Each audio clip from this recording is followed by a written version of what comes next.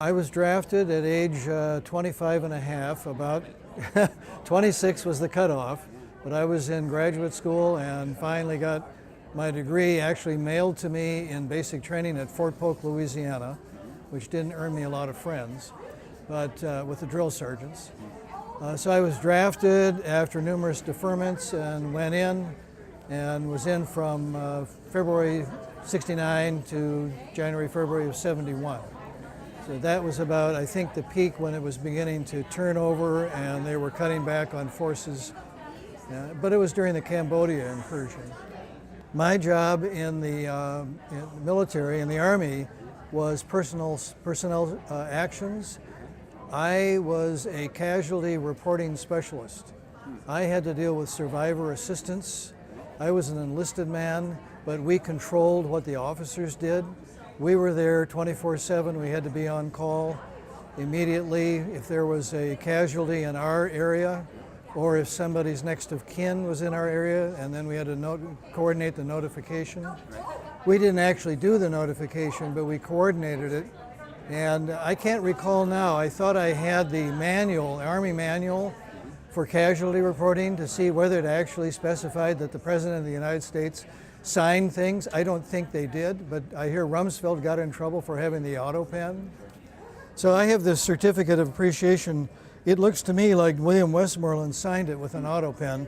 So apparently things haven't changed that much. And then just for giggles, here is my certificate, my Army Commendation Medal for meritorious service. I know it was meritorious because one of my jobs was writing the Commendation Medal citation, so I wrote my own. It's very glowing. Yeah. One of the things in Vietnam compared to my father's service, as far as I can tell, is they handed out medals like popcorn just to keep people more satisfied. Oh, I got this medal. I mean, I was writing medals virtually for anybody who did anything, even the cooks, for peeling potatoes. I would work puns into the. He performed a rare service, things were well done. Well, you had to do something to deal with the catch-22 irony of what we were going through at the time. Tim wrote his book based, I assume, on notes he took in the field. I was introduced to his book by my daughter, who was in college at the time, about some years ago. She said, Dad, because I've read a lot of World War II history because of my father's service. I'm always kind of focusing in on what he did and around the places where he went. And my daughter had this book assigned to her, I think, in an English class, and said, here, it's Tim O'Brien's The Things They Carried, which I'd never heard of. Strange that I would be in Minnesota and not know this. And no, let me read it. So what was funny, in a way, was I said, this is about the things they carried. I said, well, let's look at my notes here, my diary that I took in basic training. Because when I was drafted, I thought basic training would be horrible.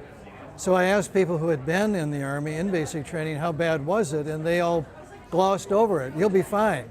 Well, I can barely bring myself to read this because it wasn't fine. It was horrible. And but I did write down here the things we were issued. So in my own way, I have the things I carried.